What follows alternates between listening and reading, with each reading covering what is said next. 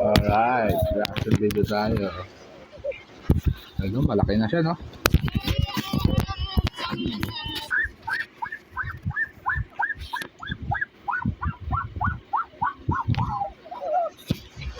Ang laking isda, guys. Parang balyena. Ang laki ng isda sa kanila talaga. Yan.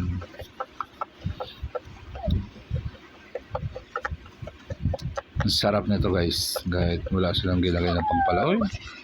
Para may kamukha yung batang yan. Ano? Sili, guys.